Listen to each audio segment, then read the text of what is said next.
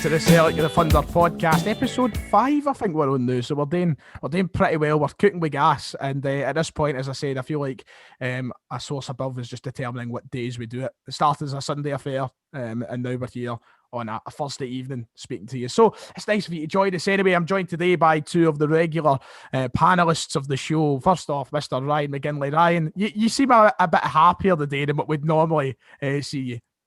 Do you know, I'm off the back of an emphatic 2-0 win against Hamilton, and we're signing a centre-half, a left-sided centre-half, so I can't complain. It's like it's just the unwritten is happening now. You know, we never thought we'd ever see this.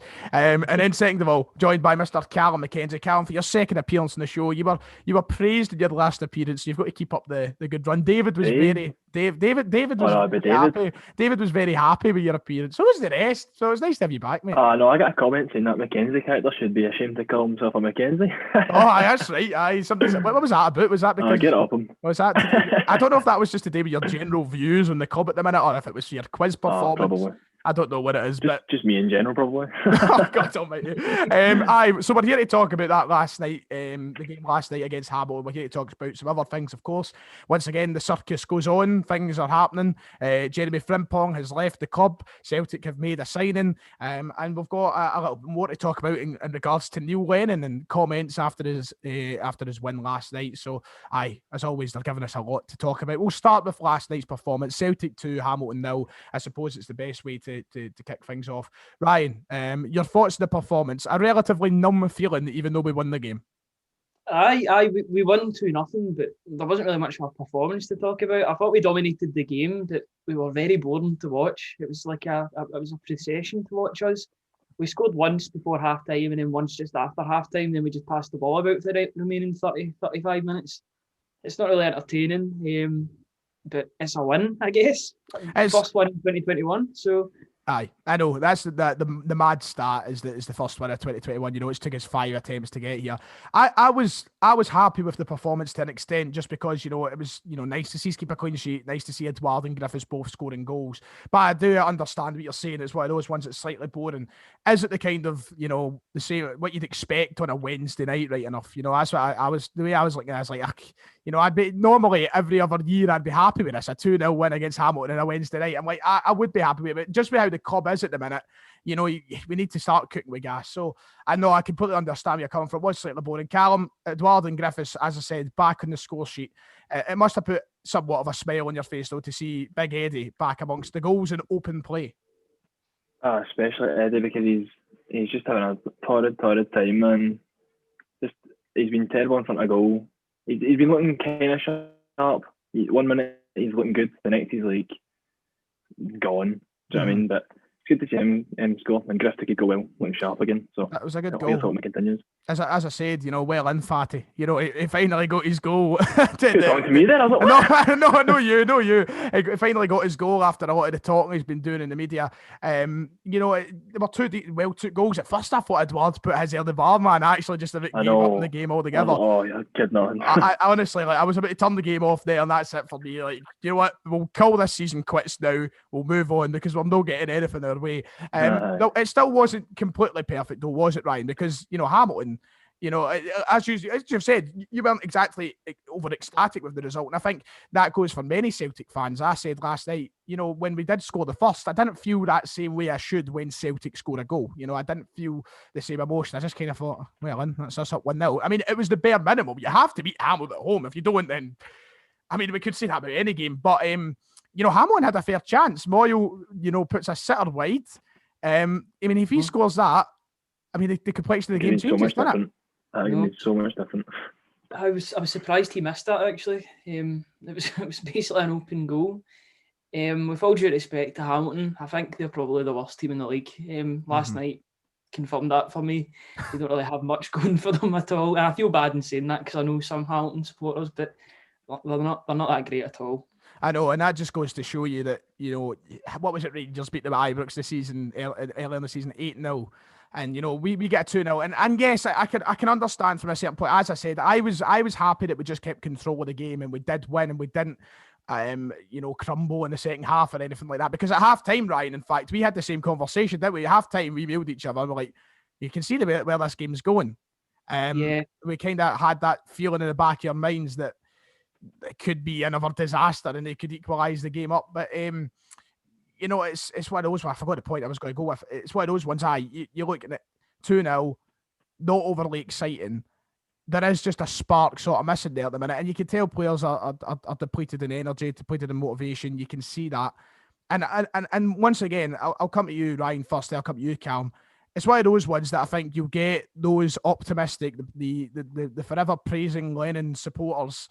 They'll come out and go, "Oh, what you complaining about? We've won a game and you still aren't happy." But you know, we have to remain sceptical, I think, because there are signs there that we're not ready to start a run of form. You know, that was the first question asked to Sorrow last night. Can we make this a run of wins? What is the point getting ahead of ourselves to be let down? No, I know. I think we've got to hold ourselves in higher standards than that. We've got to be beating Hamilton at home, and I think we should be beating them more convincingly as well. Like as you said earlier, Rangers turned them over, and even we beat them at their own home 3-0. So we done better away from home than we did at home. But we've got to get a run going. I know we keep on saying this with false dawns and that, like we'll get a win and then maybe we'll drop points. But we've got to get a run going. We've got to get some respect back into this season. I heard that was getting talked about a lot last night. Getting some respect and doing as well as you can. It was basically a concession, which really annoyed me. But it is where we're at the moment.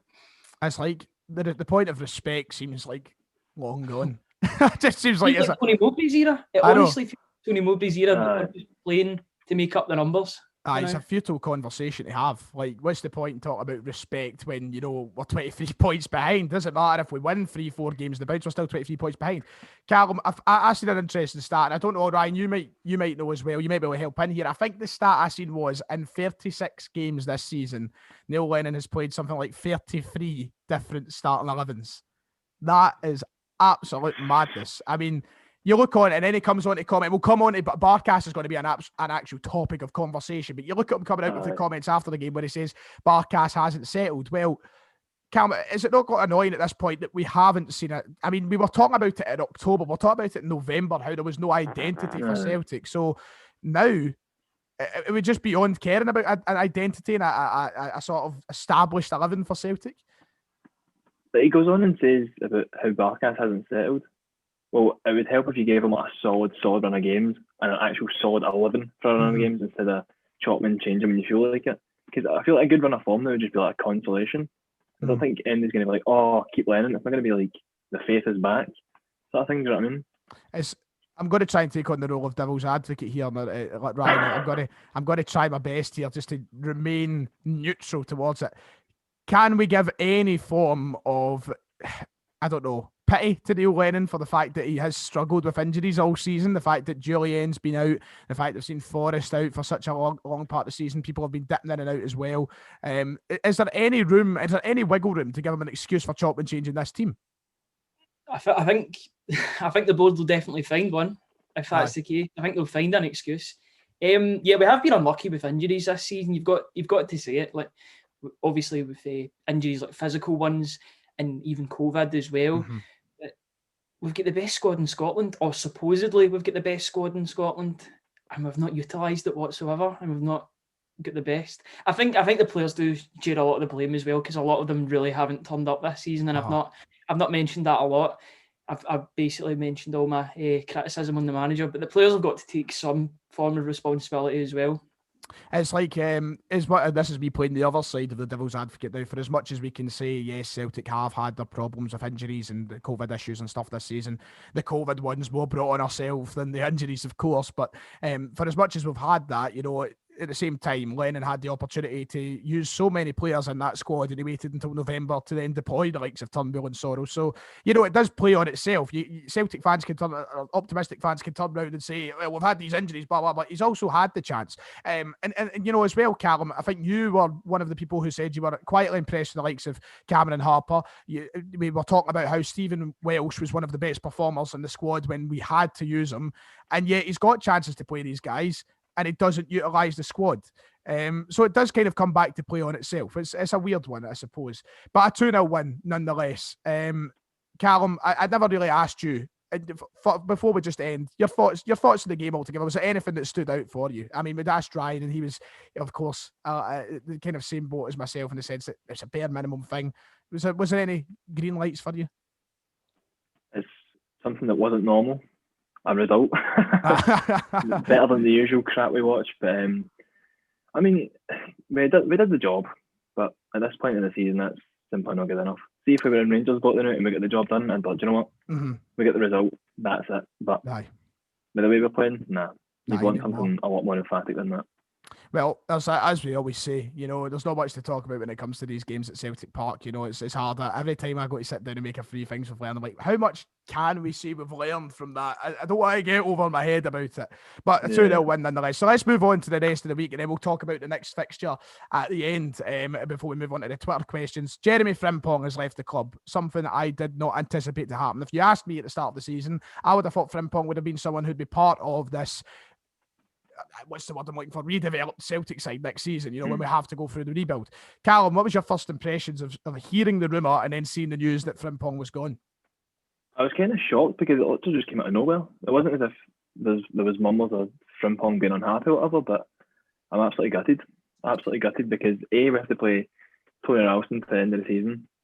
Well, you could say that, but then again, I have done a job there at right back last night, mine. So, it could go one of the other ways. Given if the two centre-halves are fit, or any centre-halves are fit. Well, so fit in the ground that it makes Ralston a severe possibility, so I get what you're saying. Continue. But I'm absolutely gutted though. Absolutely gutted because, like you said, I was hoping he'd be part of the team, the likes of Turnbull, Sorrow, him, maybe the likes of Mikey Johnson, maybe, but I'm gutted. Absolutely gutted. There's no denying he had a long way to go with his development. I don't think he was quite at the level that a lot of people may have thought at times. I was always a bit kind of 50-50 with Frimpong. You never knew what you were going to get. But there was no denying that at the age of 20-year-old, he was going to become a player. And there's a reason that Bayer Leverkusen have signed him. And with maybe a better coach at the helm as well, we don't know what we could have got from him. Ryan, is he going to be hard to replace now? How are you? I know you're a bit gutted. We've seen your thoughts on Twitter. What was your reaction to it all? Yeah, I was absolutely gutted, I'll be honest. To lose a 20-year-old development project that we've had and we've talked about very positively, to lose him for 11 million is really disappointing to me.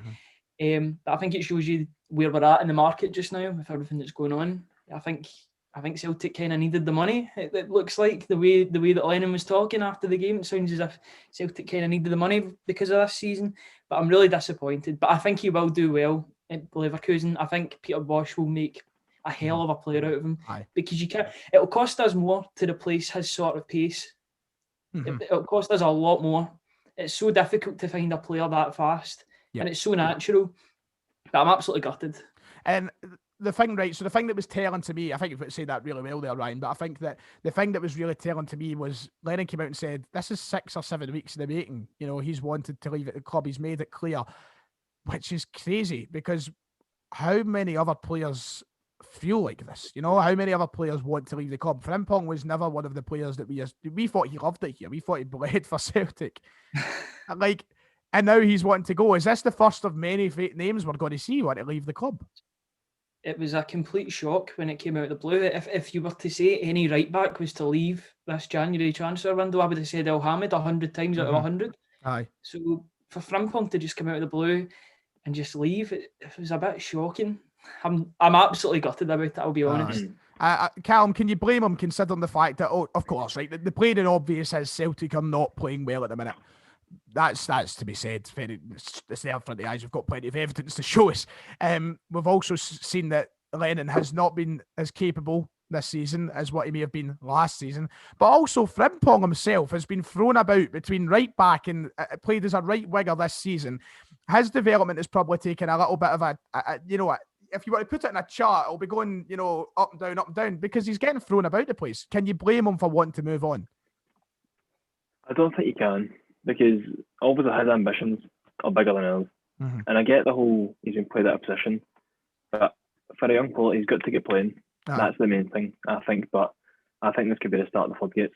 I think all top players could be in serious jeopardy here.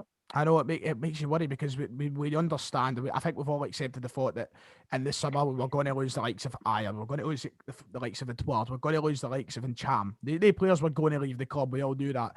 But it has, that the floodgates are opening. Who else? I mean, at this point, I'm just expecting to hear news that, I don't know. I'm trying to think of a name off the top of my head. It's just doesn't want to be here. It could be anybody. You know, you could see for likes. I mean, it wouldn't hurt us as much, but imagine the news came out that Greg Taylor doesn't want to be at Celtic anymore. Now, for as much as that might not have as much a detrimental effect on the club as Jeremy Frimpong, you're still thinking to yourself, this is the position we've got ourselves into. So, you know, the plain and obvious thing was to fix that by changing the manager. Would change the manager keep Frimpong here? I don't know, considering Leverkusen is a very attractive offer. But Ryan, surely this is part of the reasoning that has to be a wake up to the. And of course, the thing is, though, this is I'll spin this into kind of two questions for you. You look at it in the sense that, this is a kind of something that should make the board go, wow, players don't want to play for us. But at the same time, if they're getting 10 million quid, they'll like keep it coming. You know, so where do the board stand in this situation? Yeah, you're hoping that they stand in the middle. Really, they only get a good deal when it benefits the club.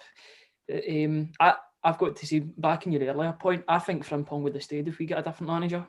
I think this is all down to Neil Lennon again. And I know I'm on the Lennon out brigade. I know it's taken me 10, 15 minutes to say it. So I've held it in. Aye. I think under a different manager, he would have been staying and we could have developed him further. I think it's sad that a player's ambitions is higher than the club's ambitions. Mm-hmm. That makes me sad. Yep.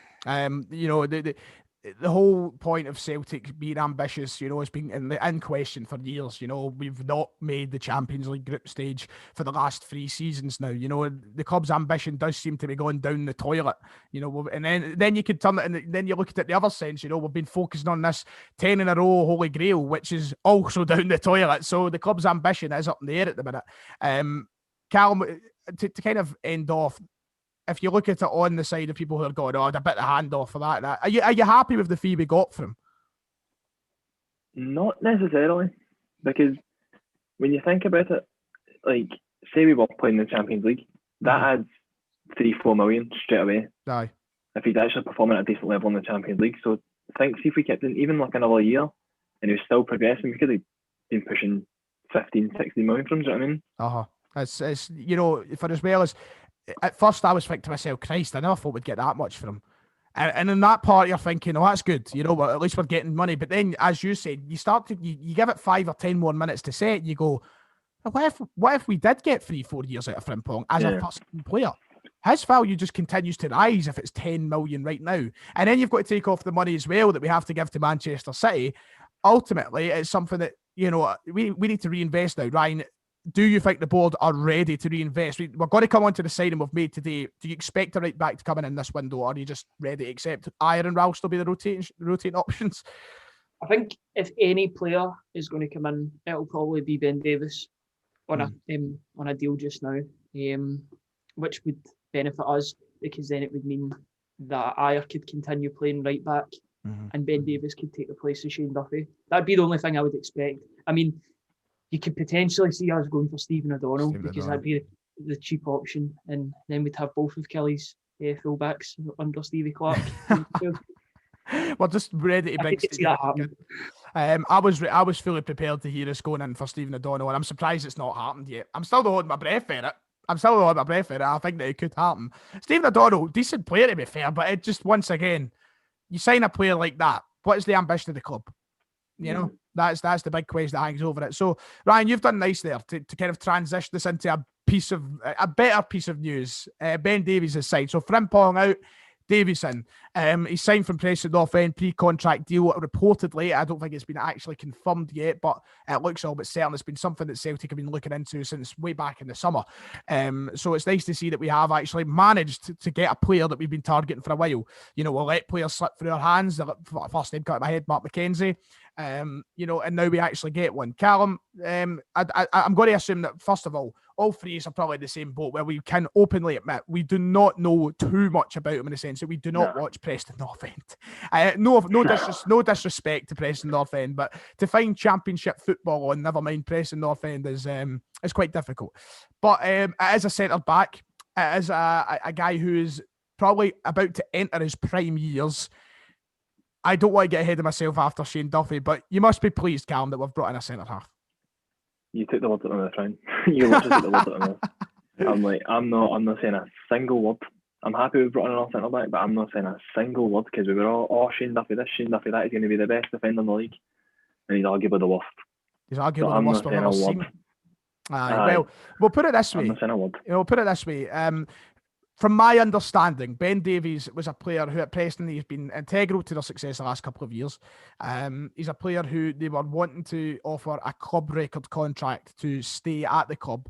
And before any pre-contract deals were announced, the last that I read anyway was that Preston North End were still going to be asking for a fee of £5 million to even let him go in this window, which was never going to happen. No one's going to pay £5 million for a player whose contract's expiring, but it must speak volumes of the quality of player there. And once again, I'm not going to sit down and go, oh, that's us, signed the best centre-half. We've got the best centre-half in Scotland. I've made that mistake once. But it certainly adds depth to a position we've struggled with, Ryan.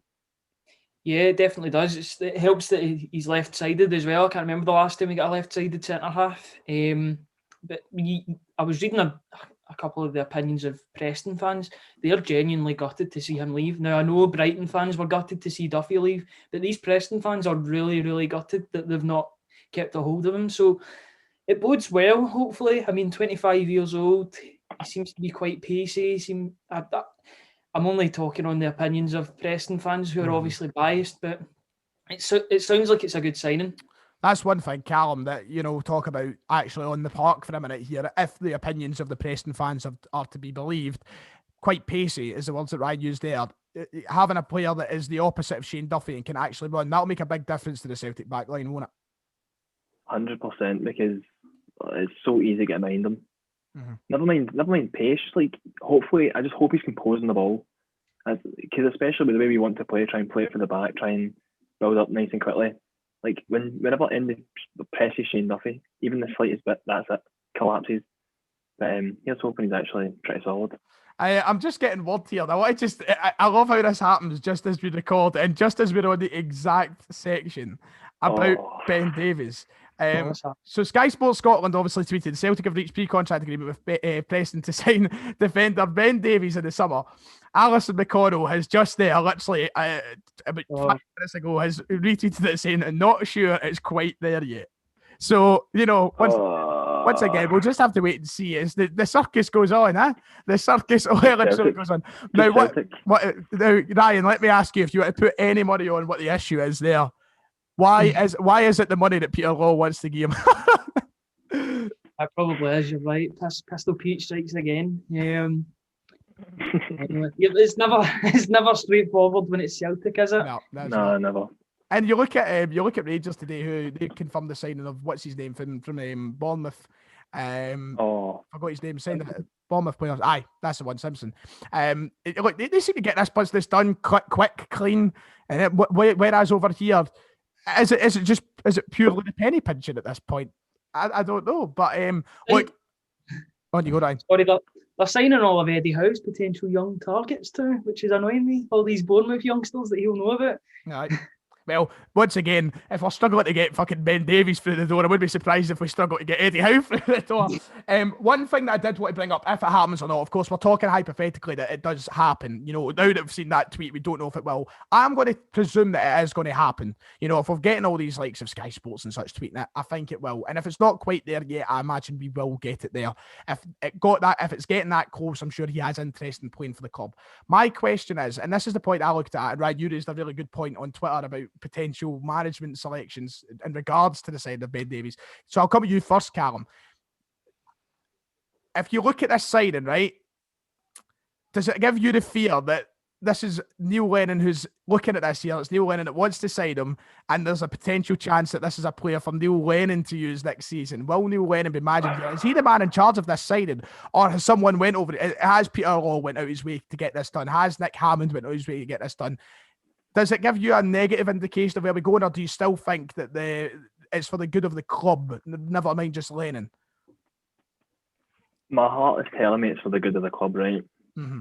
But with all this stuff, Neil Lennon coming out and saying, I'm not backing down, I'm not going, Celtic have to make the decision. Mm-hmm. It's given me a bit of the fear, I won't lie, because there's a good chance he might actually be here next season. It's just sad, isn't it? Ryan, so you brought up the point on Twitter about Alex Niels. Where's your head at with it all? I've got as much knowledge as every other Celtic fan in this, basically. I don't really know where we're at at the moment. I think it all depends on. I think the wording of what Neil Lennon says about Ben Davies when it is announced will be quite telling as to where his stance is in all of this. Yep. If he says, "Oh, we're going to bring him in for next season," then the alarm bells can start ringing at quite an alarming rate, I may add.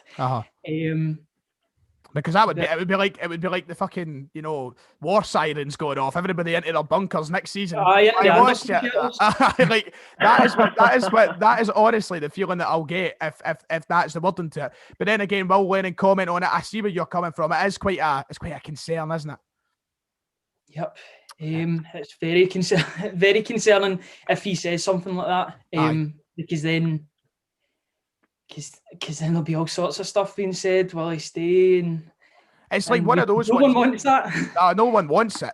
But you know, the club can just kind of take it all. If they want to take any of the backlash out of it, they want to deflect the attention elsewhere. Just announce the signing, get it done, say we're happy to do it, put a wee comment from the club or something somewhere, and just leave it at that.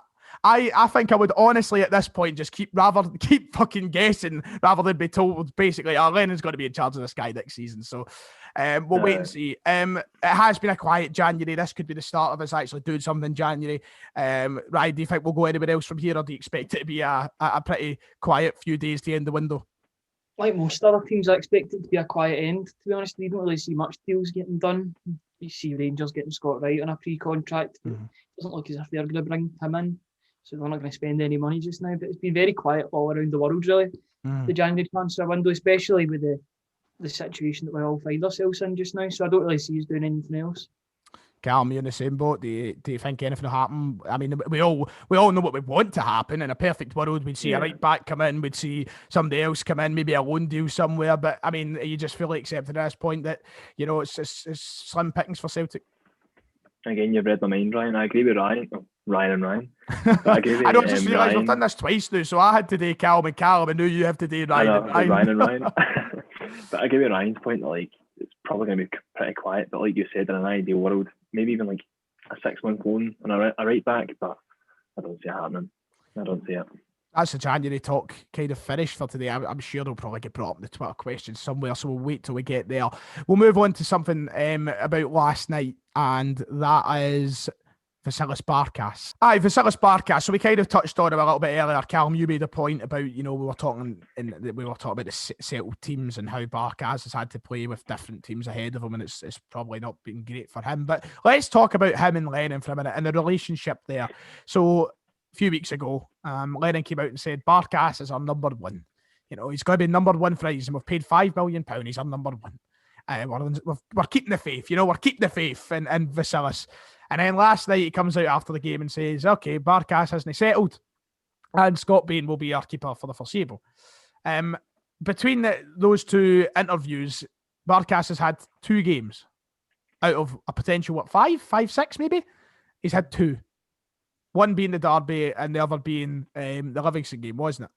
So, you know, very nice, Neil. Cheers. Ryan, I have never seen a more bizarre management of a player in my life. Yeah, absolutely. Especially when he was so highly praised when he came in. Lennon was so happy to get his man. Because he mentioned about Barkas not being settled before the game to Celtic TV. I didn't watch it personally, but I saw the tweets flooding in as I was logging into my Path to Paradise. I saw tons of people saying Neil Lennon's threw Barkas under the bus, and then it hit mainstream media after the game. I don't know how he's supposed to settle when he's been in and out the team so much. You're supposed to give him a run of games. It's only going to help him if he keeps on playing games. And I made a tweet last night saying I feel like Lennon's out to get him in some way, because he's throwing him in similar to what Welsh done. Remember, Welsh was playing against Rangers. He got thrown in at the deep end against Rangers without any experience, basically. Maybe a game against Hamilton last season. But he keeps on throwing him into deep game, throwing him into the deep against bigger teams where they're set up to fail. And with the team rotating, it doesn't help him either. So I'm a wee bit baffled with it all.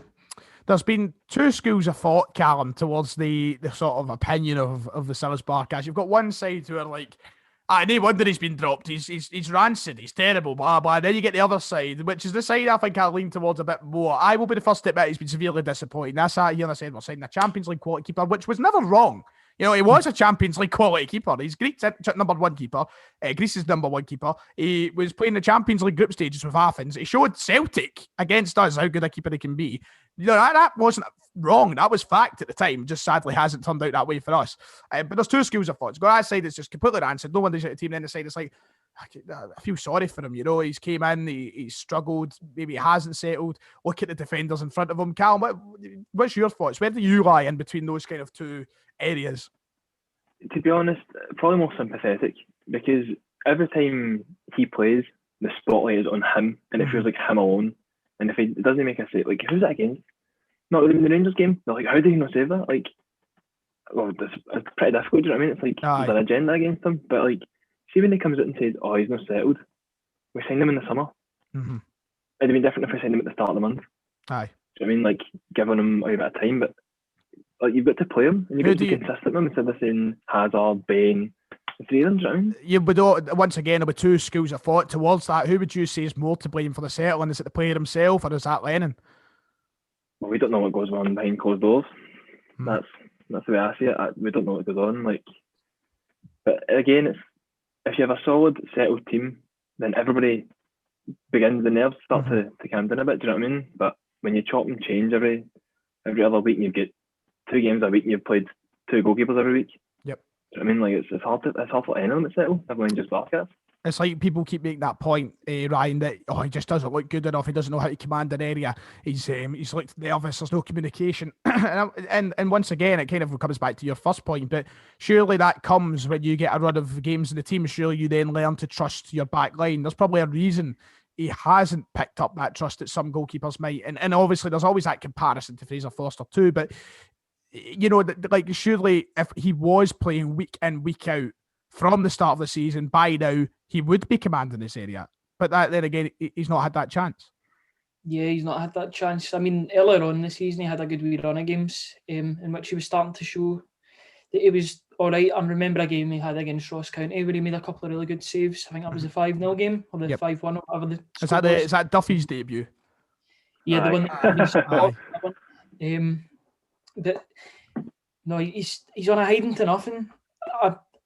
A lot of those 33 changed 11s out of 36 will be because Barkas isn't in the team, swapped with a goalkeeper, whether it be Hazard or Bain. So I don't know how he's supposed to settle. I mean, it's been the worst defence we've had the worst defence I've seen in decades. Yep. And do you know what's crazy? Though? I feel like that's just been us throughout the entire of the 2010s. Like, our defence is the worst.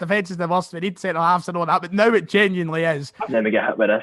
I would take Kelvin Wilson back now. He was unbelievable, man. I'd take it if he was back now. I'd take a lot of the names. You could pick names like that. I'd take Mistorovic back now. I'd take Wilson back now. I'd take Ambrose back now. I'd certainly take Van Dijk back now. Not to be picky. Had it really good under Boyata. I've not replaced him. No, we have not. And do you know what's crazy to think? We all thought that we could do better than Boyata. I knew I was one of the ones guilty anyway. I knew that. I thought that Boyata was a good player, but certainly not good enough at times. And one of those bomb scare players. Yep. One of the points that I heard brought up on the Super Scoreboard last night, and it was a point that I kind of, so it's me kind of playing devil advocate again to look at the other side. So people saying Barkas has been, people who will probably look at it outside of Celtic, so non-Celtic fans will look at it, well, Barkas is simply not good enough. He's not came up with saves that you wouldn't expect him to make, and that's what makes a good goalkeeper. You look at other keepers around the league, yes, they might concede a lot of goals. So take somebody like Xander Clarkson, Johnson might concede a lot, but there's so many games where he makes saves that you don't expect him to make. Barkas hasn't done that once. So if you're looking at it in that side, Callum, can you understand the sort of, I don't want to say agenda, although I do believe there is a slight agenda against him, but can you understand the sort of criticism that he does get? I can to an extent, but like, you look at all the players have played this season, nobody's been, like, other than maybe Sorrow and Turnbull, you don't think anybody's been bang at it. Mm-hmm. It's like, he's just part of that, like, group sort of thing. I mean, it's not like nobody's been absolutely amazing. Do you know what that just makes me think about?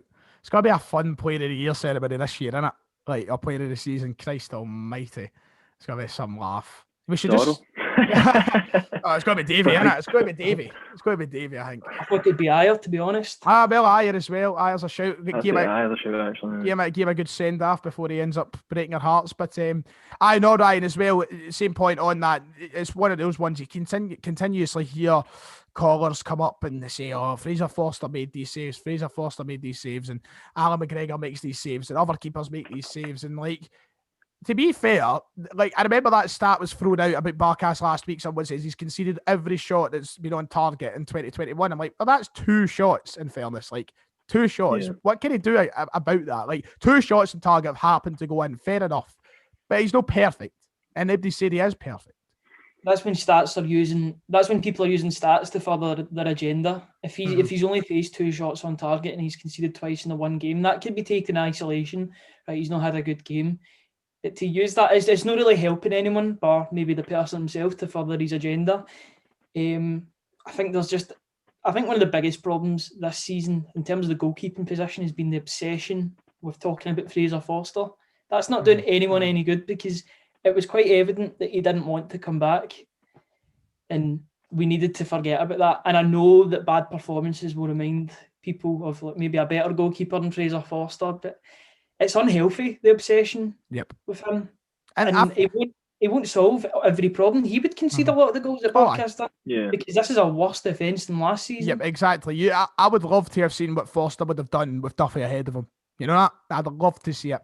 You can also look at that in the other way and go, maybe Duffy would become a better player with Forster, how good he was. Maybe, it brings confidence to his game. But I honestly think that and I'll stick to this till the day I'm laid to rest, I think any goalkeeper would struggle at Celtic with Shane Duffy as the centre half ahead of them. I think that's just the reality of what we see now. But it is what it is. So are we looking forward to seeing Bain being the keeper for the next wee while, lads? Scott Bain. Woohoo! He was for choice last month. I know. It's crazy. Hazard was number 1 until I think the board told Lennon, you have to play Barkas. We spent £5 million. You can't expect a £5 million goalkeeper to sit on the bench for Celtic. You can't do that. So it's just another. I seen a nice wee animation last night of the roulette board. Oh, right, the spin, the wheel of fortune, or the nail of fortune, you could call it, with the goalkeeper. But that's what it is. It's just a merry-go-round, basically, of goalkeepers, and it's not helping the team whatsoever. It doesn't create good chemistry whatsoever. No, not at all. Do you know who I'd like to see us sign? Big Lee Grant for Man United. Bring him in, man. What a keeper. You get the best job in world football. What fucking 4th choice keeper at Man United. Who's the one that's signed for Man City? Him as well, man. Oh, Scott. Right. Oh, right. I think I see. Aye. But did Scott Carson though play for Man City for a wee bit as well, just sitting there collecting a wage? And oh my God, I'm sure it's to fulfil a criteria as well for homegrown players. They sign a good goalkeeper that just won't play. It just fills the criteria for the Premier League. And they're always about 39,000 years old as well. I want, before we quickly go off, I want to ask this to Cal, because we've had so many conversations about this in the past. And it dawned on me as I drove down the road yesterday. I went to go and get stuff after before the game, and the Barkas conversation was on. I was about to get my wee Starbucks, and I was driving down, and they were talking about Barkas, blah blah. And I went, I wonder what would have happened if we did sign Joe Hart. Remember, Joe Hart was like the talk of the town. That was getting. That was very simply. No. That's something. No. That shit adds up. No. Do you think if you're going to tell me? If you're going to tell me we hit a wee triangle, right? You get Joe Hart, you get Shane Duffy, and you get Beaton. Are you joking me? Because he's double the Barkas is on. Aye, that would have been worse. That would have actually been worse. And I know we could have signed him for free, but he would have been on quite the wage, I'd imagine. Now that he's picked up at Spurs, especially. But aye, I was just thinking that as I was driving down the road, like, I remember sitting there on YouTube saying absolutely not to Joe Hart. And people were like, I don't know why you're saying that. He's won the Premier League. And I'm like, did you see his spells? He's at Burnley and at Roma. I'm like, why in the name of Christ would we sign him? And I was just thinking, maybe we'd be better than Barkas, but I think you're right just saying no. What if Fraser Forster ends up the way Barkas is? What would people have said then? Aye. Do you know what I mean? Oh, he's just had a bad season. You've got to remember about the past. Remember the League Cup final? The good old days. We got a treble out of that, remember? Nah, that just, you know what that sounds like, the story of my life as a Celtic fan now. Just sadness. But sadness. I think before we move on to the Twitter questions, I think we've basically covered everything that needs to be covered in the week of Celtic. So I'll do as I usually. It's because we're once again on Zoom, and I'm looking forward to the days that we are sitting together and being able to record these in a studio type setting. But before we do move on, I'll give you an opportunity. Ryan, do you think there's anything that we haven't addressed that you would like to talk about? I'm probably one of his harshest critics, but I thought Greg Taylor was quite good yesterday as well. He's been getting a His lot stats were quite good. He's getting a lot of credit. I know he only made 1 cross out of 3, but Aye, so it's better than Laxalt. He'll get 0 crosses out of 10. If we had Kieran Aldo on the show, I know for a matter of fact he'd have been jumping down your throat. He would have been. He put in the chat this morning. He's like, "Why is everybody ranting about Greg Taylor? He was bang average." And the way I looked at it, I thought he was decent. I must admit, I thought he was quite good. But is it just the fact that Laxalt has been so poor recently that Greg Taylor looked good? Is that what it is? I don't know. I thought he was decent. I thought he was okay. It was all right, but I think Laxalt's been very disappointing. Yep. Apart from his first 5 games and maybe his goal against Hibs, which I didn't see because my stream cut off, so I've never seen that goal. He's been a disappointment, really. An AC Milan left back. World Cup left back as well, man. World Cup starting 11 left back. Team of the cup. Yep, that's right. Aye, team of the tournament. Dearie me. He's not looked. Yep. He's not looked like the £8 million player that was quoted. Mm-hmm. I don't think we'll be spending the £8 million. Nah, he's been very underwhelming since the first 5 games. Callum, you got anything that you'd like to bring up in regards to the last week of Celtic, or do you feel we've covered it quite appropriately? I feel I've covered it quite well, but see the Greg Taylor point, I think you've got to give credit where credit's due. Seeing a team there, everybody's constantly lacklustre. When you've got a wee bright spark, it may not have been amazing, but I thought he was genuinely solid. Like I quite thought he was alright. Well, very nicely done, lads. I enjoyed that wee conversation. It's time to move on to the Twitter questions now. I fired out the tweet this morning saying that it would be us three doing the show.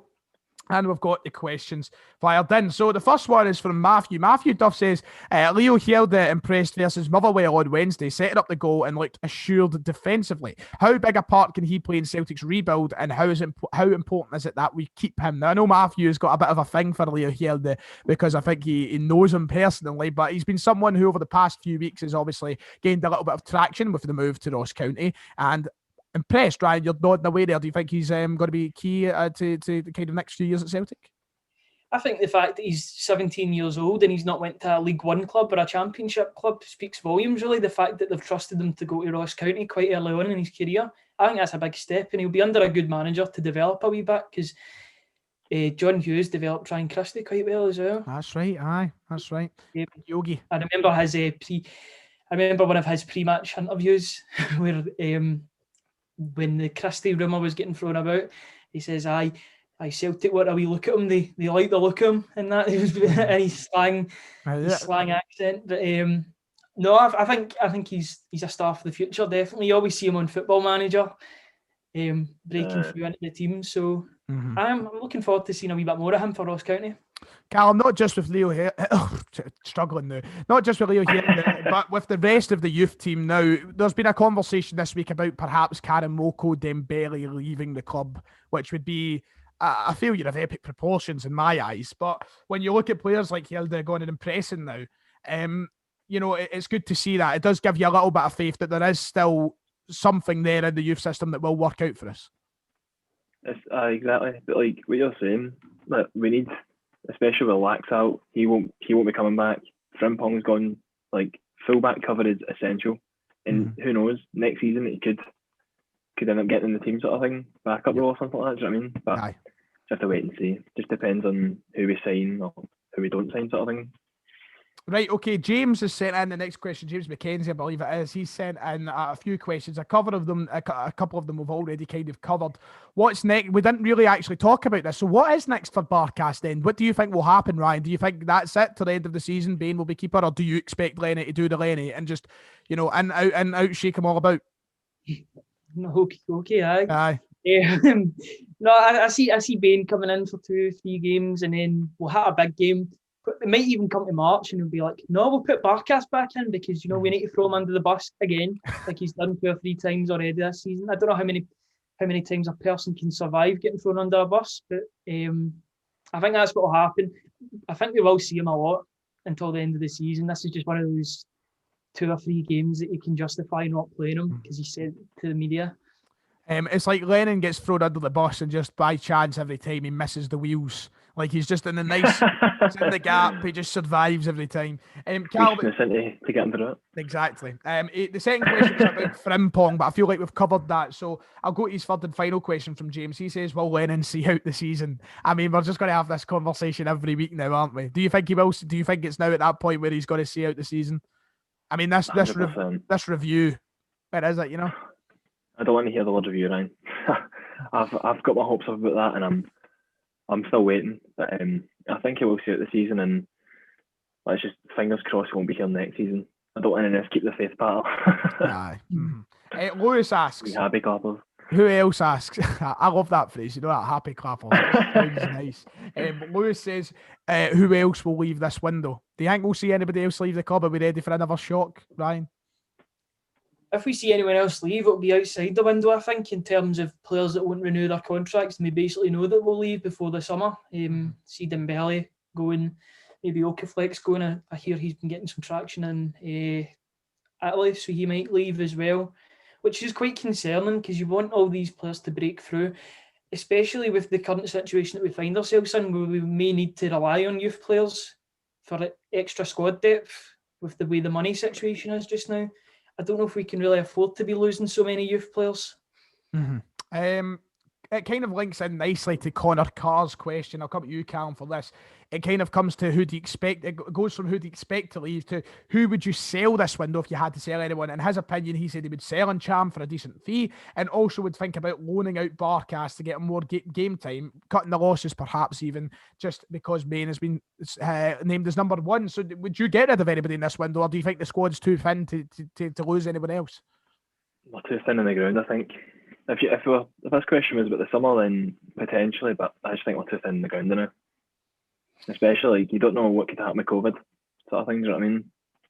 We don't know what's around the corner. Exactly. We don't want to be back in a situation where 13 players are out because we took a holiday to Dubai. Not our club. And finally, the last question comes in from Rhys Ferguson that I'm going to pick out for today. And the question from Rhys is this, very simple. Frank Lampard at Celtic. I saw that on the replies. Your thoughts? See if you can't handle a big club like Chelsea, how can he handle a bigger club like Celtic? Oh, nicely done, mate. Nicely done, Cal. And he won't have Mason Mount to get him out of trouble. So, well, we can load him in, I wouldn't mind. Cal, I see you making faces there. What's your thoughts on Fat Frank? Fat Frank. When I first seen it on Twitter, I thought, absolutely no chance. But see, to be honest, see if we don't get out or anything like that, honestly, I wouldn't even mind. Really? But, really? Oh. Genuinely, because he's got to build his reputation back somewhere, hasn't he? It's Celtic, the club you want him to date it, though. That's the thing. I mean, we gave Neil Lennon a while ago. Why not give Frank Lampard a go? Obviously, he's my first choice, but it's one of those things, isn't it?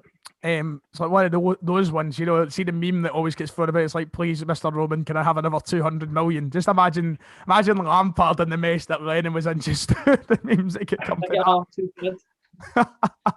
But then you look at what happened with Gerrard and Rangers. Like, I get, obviously, Lampard had a chance at Chelsea, but that is immense pressure. Like, obviously, he had that transfer embargo and they couldn't sign anybody, and now they've just spent, 230 million or something like that, brought in likes of Werner and stuff. The pressure's unbelievable. Like that, they were saying top 4 at a push last season, and then they're like challenge for the title. That's such a big switch, and the pressure's unbelievable. And it's not just his fault. You see, the players are underperforming. Do you know what I mean? Like, it's not down to him. Well, it's down to him, but like not mainly down to him, sort of thing. Do you know what I mean? Well, Frank Lampard, It's one of those ones that Sky Sports would love, because Sky Sports more interest. They love a young English manager. talking about an English Premier League player. And then get to market the Gerrard versus Lampard. Oh, jeez, oh, aye. That's what you would hear about. That is all that you would hear about down south. It was exactly, took the words out of my mouth. The game would become, it wouldn't be Celtic versus Rangers anymore. It would be Gerrard versus Lampard. That's what it would become if he was the Celtic manager. To be clear, those two would sell. Those two names would sell the league down south because people would be interested in hearing how that would do. But I don't know if he's in the right position to be taking that job if he was to be offered it. I think he needs to cut his teeth somewhere else, maybe a lower Premier League team. Yep. Mm-hmm. He's got to go back to basics, I think. The way he was at Derby, get a team like, and maybe go up to the Premier League right enough, but get a team where he's got a chance to build something exciting, develop his name again, get to, maybe one day he will go back to Chelsea when he's developed himself as a manager. I think it all just came too early for him. But then again, this is the Sellik the funder, not the Chelsea the funder. But maybe West Ham if we get David Moyes. West Ham, yeah. You know what? I wouldn't knock Moyes now. I would not. He's back.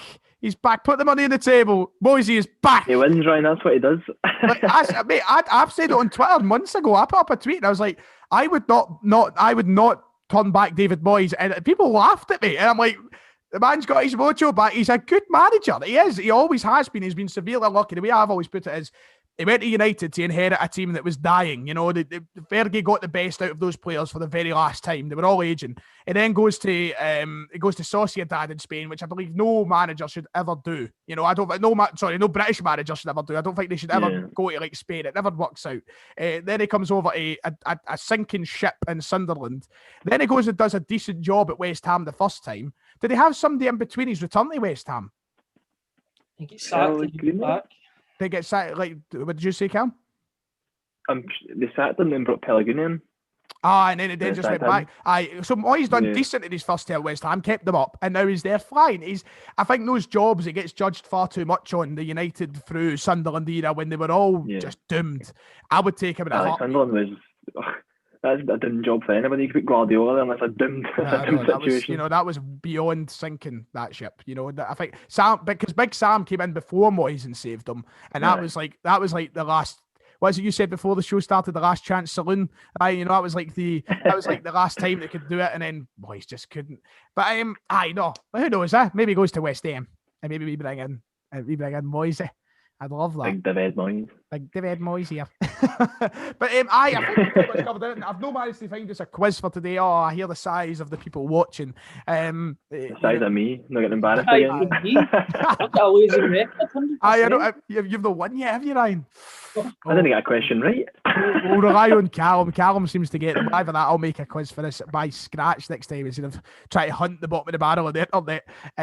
Lads, it's been a pleasure to have you on to the good episode. And, we've got, I think, we never even actually brought it up. So very quickly to end the show, Celtic take on St Mirren at Celtic Park on Saturday. Done a job on Dundee United, man. Yep, that was madness, eh? So we're feeling the heat got into it, Callum, then?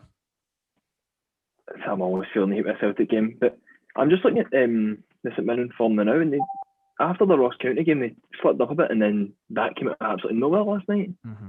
Oh no, it was last night. Like that was the last thing I was expecting to happen. I was expecting Dundee United just to go out and do the business, and that happened. Because they were up 3-0, weren't they? And I was like, pretty quick. What? Ryan. I was. Oh, sorry, Cal. Where do you go? I was going to say any match these days, I don't know too much. Jim Goodwin's side, Ryan, off the back of a win, Celtic Park does beckon for us, but once again, there is nowhere in the books that would point towards Celtic going for an assured victory. No, you seen a couple of months ago, about a month or so ago, they beat Rangers in the League Cup, so it's going to be, I think it'll be twice as hard as it was against Hamilton. I think Jim Goodwin smells a job vacancy. He knows the city as well. He used to be a Celtic player. Oh, aye.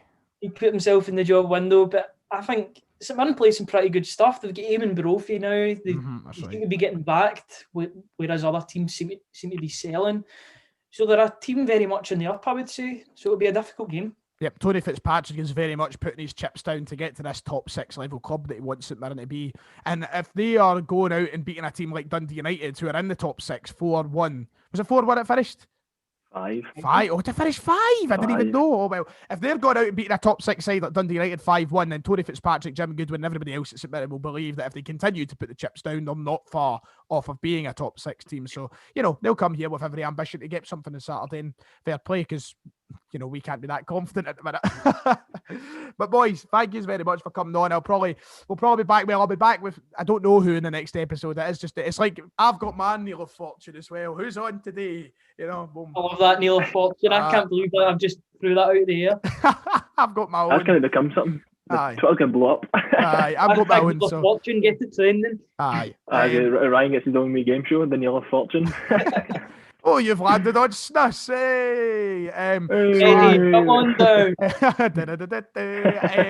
No, look, thank yous, boys. I don't know who'll be with me on Sunday, but I'll try and get a Sunday edition back on the channel so that we can talk about the St Mirren results. We could talk about perhaps the end of the transfer window, and we could just look forward to other things. And, by the guess of it, another blunder at the club, the way things go. So, hopefully see you Sunday. Ryan, Callum, thank you for coming on once more. It's been a pleasure. Cheers. Right, okay, lads, make sure to hit like and subscribe if you're listening on Spotify. Make sure to share it out as well. And I will see you all next time.